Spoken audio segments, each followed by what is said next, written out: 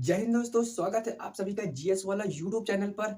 तो फटाफट सभी दोस्तों इस वीडियो को शेयर कर दें, लाइक कर दें, चैनल को सब्सक्राइब कर दें, क्योंकि एक जबरदस्त क्लास कराने वाला हूं मैं आप सभी को, जो एसएससी के सभी एग्जाम्स में बहुत पूछे जाने वाला टॉपिक है। और ऐसा कोई एग्जाम्स नहीं जहां से एक से दो क्वेश्चंस ना बने।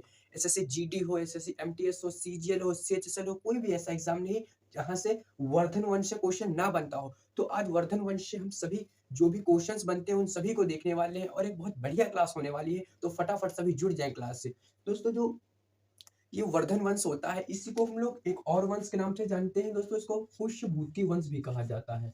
इसको पुष्यभूति वंश के नाम से भी जाना जाता है। कहीं कहीं पुष्यभूति वंश लिखा होता है और कहीं कहीं वर्धन वंश भी लिखा होता है। तो इसमें आपको कंफ्यूज नहीं होना है, ये एक ही नाम है, वर्धन वंश या पुष्यभूति वंश, ये एक ही है। इसका जो संस्थापक होता है दोस्तों, इसका जो संस्थापक होता है, इसकी वो स्थापना करता है, वो प्रभाकर वर्धन इसका संस्थापक होता है। प्रभाकर वर्धन इसका संस्थापक होता है। प्रभाकर वर्धन इसका संस्थापक होता है और यही इसका पहला शासक भी बनता है इस वंश का। दोस्तों, ये वंश कब स्टार्ट होता है? तो ये 600 ईस्वी से 700 ईस्वी तक चलता है, जब जो गुप्त साम्राज्य के पतन के बाद लगभग 100 वर्षों के बाद ये साम्राज्य उत्तर भारत में जन्मा था। और ये किस किस क्षेत्र में लगता था? तो दोस्तों, जैसे कि ये हमारा भारत देश है, ये हमारा भारत देश है, सपोज दैट। तो ये जो यहाँ पर इधर पंजाब से लेकर ये वाला जो क्षेत्र आता था इधर बंगाल तक, तो ये दिल्ली से उत्तराखंड का लेकर फिर नेपाल का तो इस एरिया में जो था ये हुआ था, ये पुष्यभूति वंश चला था। तो जब पुष्यभूति वंश स्टार्ट होता था, जब पुष्यभूति वंश स्टार्ट हुआ था, तो इसका जो पहला शासक होता है प्रभाकर वर्धन होता है। और प्रभाकर वर्धन के दोस्तों 3 पुत्र होते हैं, 2 पुत्र होते हैं इसके और एक इसकी पुत्री होती है। प्रभाकर वर्धन के 2 पुत्र होते हैं और एक पुत्री होती है। तो जो प्रभाकर वर्धन का बड़ा पुत्र होता है उसका दोस्तों नाम होता है जयवर्धन। इसके बड़े बेटे का नाम होता है जयवर्धन और जो उसका छोटा पुत्र होता है दोस्तों उसका नाम होता है हर्षवर्धन। क्या इसका छोटे पुत्र का क्या नाम होता है?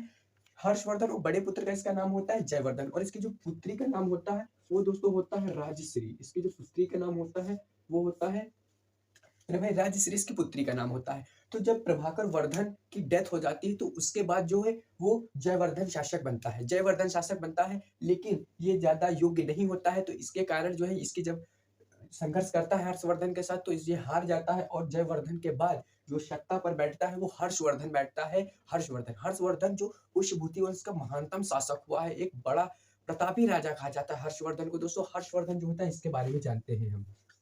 हर्षवर्धन ये गुप्ता ये पुष्यभूति वंश का महानतम शासक हुआ दोस्तों। तो ये कब से कब तक रहता है? तो दोस्तों ये 606 ईस्वी में शासक बनता है और ये 647 ईस्वी तक ये पुष्यभूति वंश पर शासक करता है। देखिएगा, ये 606 ईस्वी में हर्षवर्धन शासक बनता है और ये 647 ईस्वी तक पुष्यभूति वंश में शासन करता है।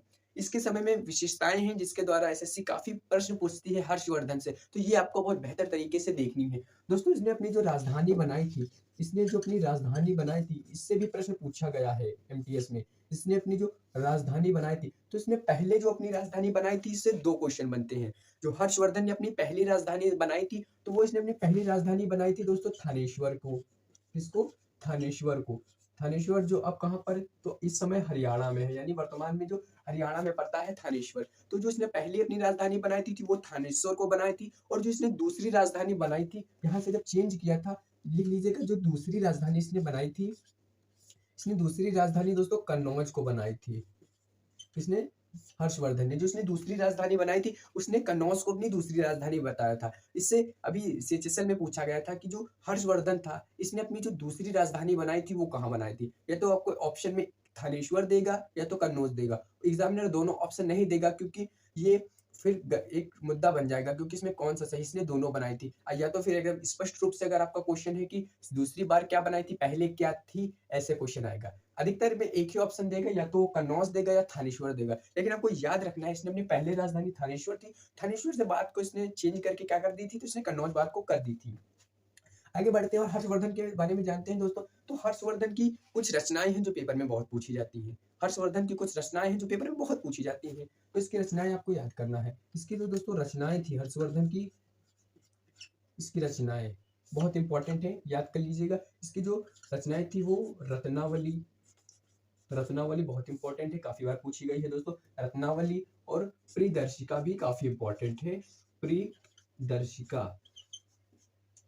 रत्नावली, प्रियदर्शिका और नागानंद, ये 3 इसकी रचनाएँ हैं जो एसएससी बहुत पूछता है, बहुत। रत्नावली, प्रियदर्शिका और नागानंद मोस्ट मोस्ट इंपॉर्टेंट रचनाएँ हैं हर्षवर्धन की, जो पेपर में काफ़ी बार पूछी जाती हैं। और इसी के समय दोस्तों एक चीनी यात्री भारत आया था, याद कीजिएगा। जो चीनी यात्री एक था, इसी के समय भारत आया था। कौन था दोस्तों जो चीनी यात्री था, इसी के समय भारत आया था? क्या आप सभी नाम जानते हो इसका? जो चीनी यात्री था ह्वेन-त्सांग। कौन दोस्तों? ह्वेन-त्सांग।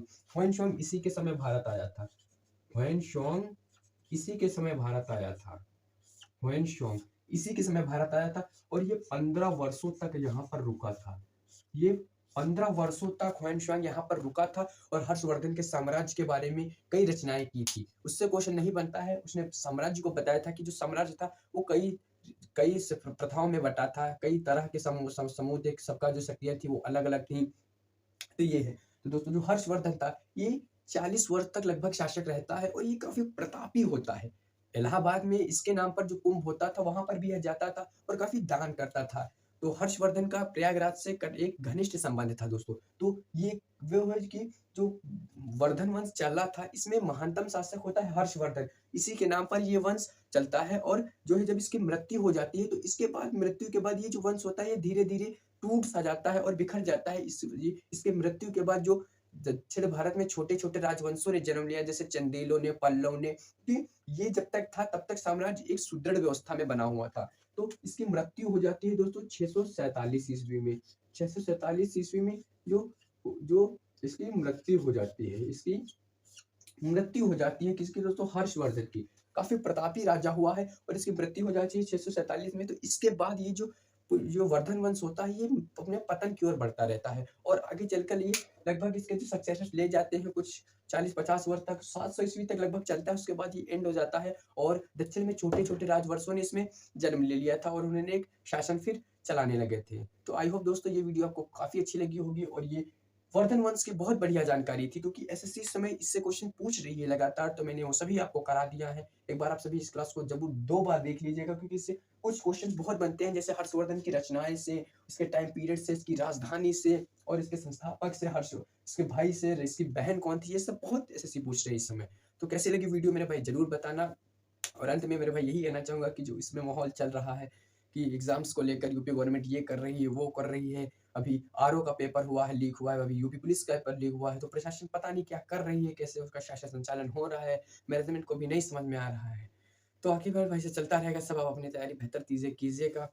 अगर आपको किसी भी टॉपिक में प्रॉब्लम हो रहा है, तो जीएस वाला प्लेटफ़ॉर्म से जुड़ लीजिएगा, चैनल को सब्सक्राइब कर लीजिएगा। क्योंकि इससे जीएस के बहुत इंपॉर्टेंट टॉपिक्स से जो भी क्वेश्चन्स बन रहे हैं, वो चाहे स्टैटिक जीके हो या कोई सब्जेक्ट से रिलेटेड हो, तो सभी जो कंटेंट है वो आप तक पहुँचेगा, बस समय आप इंतज़ार रखिएगा। तो मिलते हैं फिर नई नई वीडियो में दोस्तों। जय हिंद, जय भारत, ख़्याल रखिएगा अपना।